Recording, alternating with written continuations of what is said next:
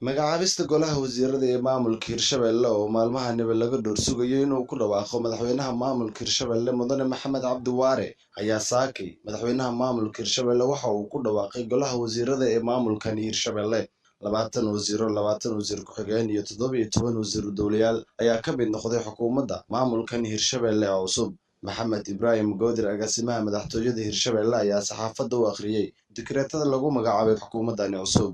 wasiirka cadaaladda iyo arrimaha diinta wasiir Cabdullaahi Ciimoy Cabdi wasiir dowle Cali Jaamac Garaad Garay wasiir ku-xigeen Cumar Maxamed Hilowle Iidow labo wasaaradda dastuurka iyo federaalka wasiir Maxamed Cabdiraxmaan Ibrahim wasiir ku-xigeen Axmed Xasan Maxamed wasiirka arrimaha gudaha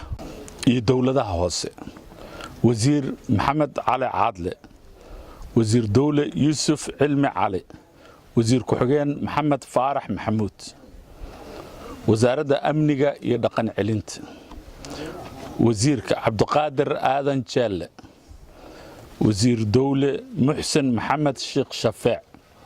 wasiir dowle Muxsin Maxamed Sheekh Shafaac wasiir ku-xigeen Weli Maxamuud Xuseen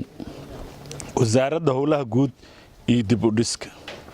wasiirka Jaamac Xuseen Xaashi wasiir ku-xigeen Cabdullaahi Maxamed Cumar wasaaradda qorsheynta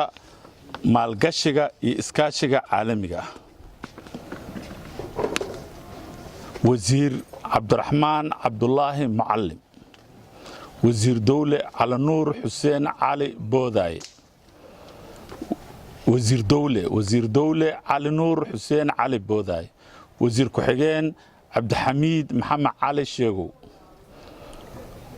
wasaaradda waxbarashada dhalinyarada iyo isboortiga wasiirka Maxamuud Xasan Nuur Xaayow wasiir dowle Xasan Maxamuud Carabow wasiir ku-xigeen Muumin Tuure Cabdullaahi wasaaradda kalluumaysiga iyo kheyraadka badda wasiirka Cabdullaahi Macalin Mustaf wasiir dowle Sharmaarka Cali Jiirow wasiir ku-xigeen Cabdirashiid Cali Cadow wasaaradda dekedaha iyo gaadiidka badda wasiirka Cabdishakuur Cismaan Maxamed wasiir dowle Cismaan Maxamed Xaadoole wasiir ku-xigeen Xuseen Maxamed Tuuryare wasaaradda gaadiidka cirka iyo dhulka wasiirka Cabdullaahi Maxamed Rooble wasiir dowle Ismaaciil Yaasiin Ciise wasiir ku-xigeen Salaad Sheekh Xuseen Mursal wasaaradda boostada isgaarsiinta iyo tiknoolajiyadda casriga wasiirka Maxamed Xasan Maxamed wasiir dowle Ismaaciil Maxamed Culusow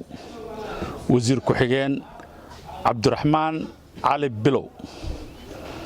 wasaaradda xanaanada xoolaha dhirta iyo daaqa wasiirka Xuseen Cismaan Cilmi wasiir dowle Cali Cismaan Cosoble wasiir ku-xigeen Aydruus Cali Warsame wasaaradda beeraha iyo waraabka wasiirka Xasan Axmed Muudey wasiir dowle Axmed Mire Axmed wasiir ku-xigeen Xasan Cali Cabdullaahi wasaaradda maaliyadda iyo horumarinta dhaqaalaha wasiirka Maxamed Maxamuud Cabdulle wasiir dowle Luqmaan Maxamuud Maxamed wasiir ku-xigeen Maxamed Amiin Cismaan Cabdulle Caqiil wasaaradda ilaalada bay'ada dhulka iyo badda wasiirka Maxamed Xuseen Diiriye Suufi wasiir ku-xigeen Xuseen Maxamed Tuure wasaaradda caafimaadka iyo daryeelka bulshada wasiirka Cali Macalin Maxamuud Cali Macalin Maxamed wasiir dowle Sacdiye Maxamed Nuur وزير كحجان أحمد شيخ أبوكر wasaaradda biyaha tamarta iyo macdanta wasiirka axmed muuse xuseen wasiir dawle maxamed nuur xuseen wasiir ku-xigeen liibaan cali ibraahim wasaaradda shaqada iyo shaqaalaha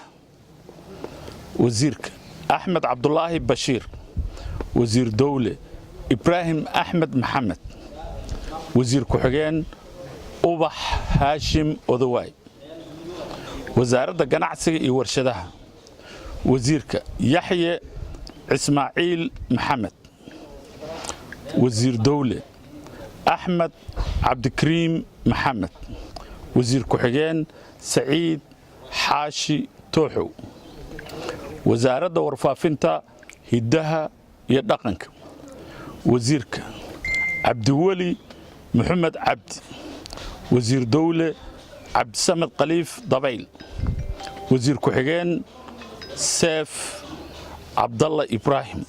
xukuumaddani ayaa tir ahaan waxa ay noqonaysaa mid ka badan tirada xukuumaddii hore ee uu magacaabay madaxweynihii tegay ee maamulka hirshabelle golahana wasiirada ee cusub ayaana laga dhowr sugayaa inay la yimaadaan waxqabad muuqda iyo samata bixinta shacbiyadda maamulka hirshabelle cabdifataax axmed maclow cabdifataax zaki bulsha TV